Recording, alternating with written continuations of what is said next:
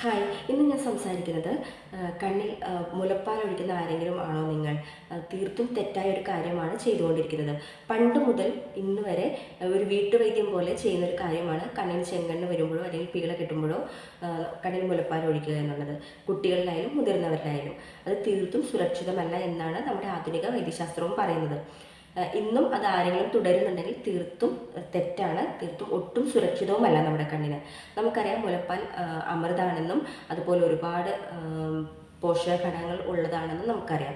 പക്ഷേ ഈ മുലപ്പാലിൽ അടങ്ങിയിരിക്കുന്ന സ്വാഭാവികമായ ബാക്ടീരിയയും പോഷക ഘടകങ്ങളും നമ്മുടെ കണ്ണിനകത്ത് ഏതെങ്കിലും മുറിവുള്ള സമയത്തോ അണുബാധയുള്ള സമയത്താണ് ഇത് കണ്ണിൽ ഒഴിക്കുന്നതെങ്കിൽ ബാക്ടീരിയയ്ക്ക് ഏറ്റവും നല്ല രീതിയിൽ സ്പ്രെഡ് ചെയ്യാനായിട്ട് സാധിക്കും. അതുപോലെ തന്നെ നമ്മുടെ കണ്ണിന് ഏറ്റവും പുറമെയുള്ള നേത്രപാളി, അത് കോർണിയയുടെ അണുബാധയ്ക്കും കാരണമാകുന്നുണ്ട്. അതുകൊണ്ടിട്ട് ഈ മുലപ്പാൽ നമ്മുടെ കണ്ണിൽ ഒഴിക്കുന്നതും ഒട്ടും സുരക്ഷിതമല്ല.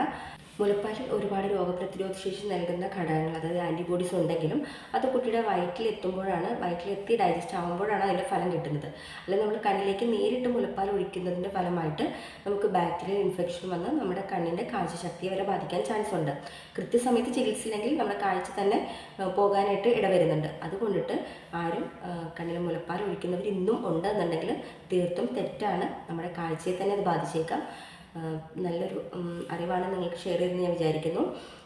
ഈ വീഡിയോ ഇഷ്ടപ്പെട്ടാൽ മാക്സിമം ഷെയർ ചെയ്യുക, ലൈക്ക് ചെയ്യുക.